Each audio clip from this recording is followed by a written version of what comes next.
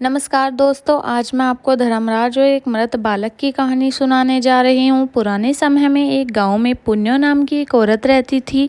उसका एक ही पुत्र था जो उसका एकमात्र सहारा था। पुत्र के अलावा इस दुनिया में उसका कोई नहीं था। वो बहुत गरीब थी और गांव वालों के यहाँ चौका बर्तन करके किसी तरह अपना गुजारा और अपने बेटे का पालन पोषण करती थी। एक दिन एक घटना घट गई। उसका बेटा घर के बाहर खेल रहा था, तभी उसे एक भयंकर सांप ने डस लिया।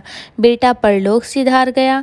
पुन्या अब इस दुनिया में अकेली हो गई। जिस सर्प ने उसके पुत्र को डसा था, उसे एक बहेलिये ने देख लिया था। उसने किसी तरह उस सांप को पकड़ लिया। वो पुन्यो के पास लेकर गया। अपने बेटे के मृत शरीर के पास बैठी दुखी हो रही थी। उसकी आंसू रुकने का नाम ही नहीं ले रहे थे। उसका एकमात्र सहारा इस दुनिया को छोड़कर चला गया था। बहेलिये ने पुन्या को सांत्वना देते हुए कहा, अब जो हो चुका है उसे बदला तो नहीं जा सकता। इस सांप ने तुम्हारे बेटे को काटा है, उसके कारण उसकी मृत्यु हो गई है। अब तुम भी सांप को मारकर अपने बेटे की मृत्यु का बदला ले लो।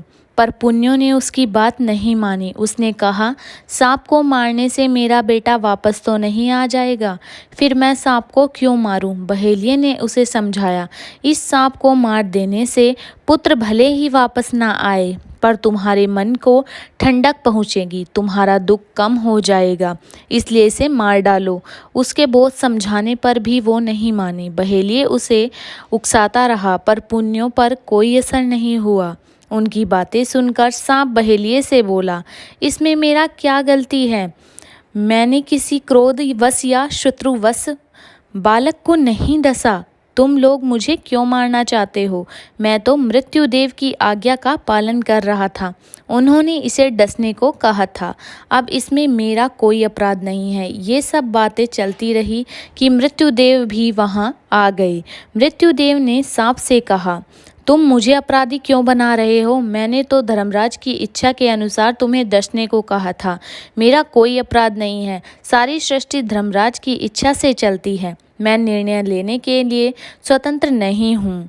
जिसका अंतिम समय आता है उसे इस लोक से विदा लेना ही पड़ता है। इसलिए इसके दोषी हम दोनों नहीं हैं, धर्मराज ही अपराधी है। धर्मराज जी को दोषी घोषित करते ही वो भी वहाँ प्रकट हो गए। उन्होंने कहा, बालक की मृत्यु का जिम्मेदार हम में से कोई भी नहीं है। ना ये सर्प है, ना मृत्युदेव है और ना ही मैं हूँ। सब दोष उस बालक के कर्मों का है। बालक ने अपने पिछले जन्म में जैसे कर्म किए थे उसी का फल उसे इस जन्म में मिला है। कर्म का फल सबको भोगना ही पड़ता है। ये बालक अपनी मृत्यु का स्वयं ही जिम्मेदार है। हम सब तो इस बालक के कर्मों के अनुसार ही अपना अपना कर्तव्य निभा रहे हैं। धर्मराज की ज्ञानपूर्ण बातें सुनकर पुन्या समझ गई कि मनुष्य अपने कर्मों का फल भोगने के लिए स्वयं उत्तरदायी होता है। उसके पुत्र ने भी पिछले जन्म में कुछ बुरे कर्म किए होंगे, जिसके लिए उसे इस जन्म में इतनी जल्दी अपनी जान से हाथ धोना पड़ा। इस सत्य को समझते ही पुन्या का दुख कम हो गया। उसका पुत्र मोह समाप्त हो गया। दोस्तों, ये परम सत्य है कि यदि हमारे साथ कुछ अच्छा होता है तो वो हमारे कर्मों के कारण होता है।